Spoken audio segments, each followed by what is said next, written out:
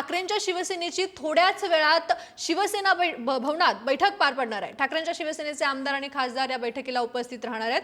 आगामी पालिका निवडणुकीच्या पार्श्वभूमीवर या बैठकीचं आयोजन करण्यात आलंय।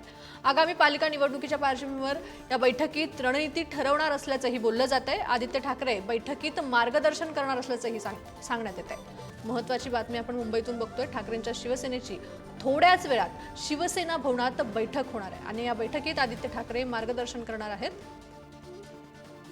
आगामी पालिका निवडणुकीच्या पार्श्वभूमीवर ही महत्त्वाची बैठक असणार आहे।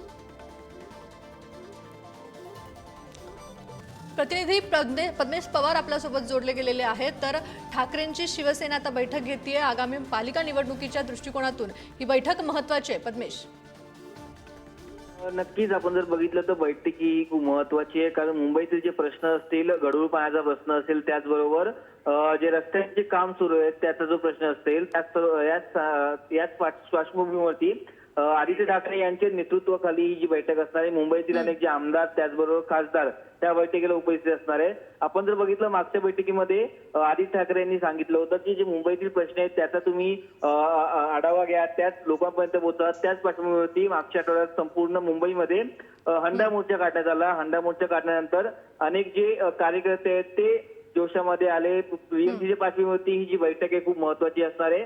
ते मार्गदर्शन करणारे स्वतः आदित्य ठाकरे, कारण पुढे बीएमसीच्या दृष्टिकोनातून काय मुद्दे लोकांना मांडता येतील, त्यामुळे लोकांपर्यंत कसं पोहोचता येईल हे या बैठकीमध्ये ठरणार आहे। नक्कीच या बैठकीकडे आपलं लक्ष राहील। तुर्तास धन्यवाद पद्मेश, तुम्ही दिलेल्या या माहितीसाठी।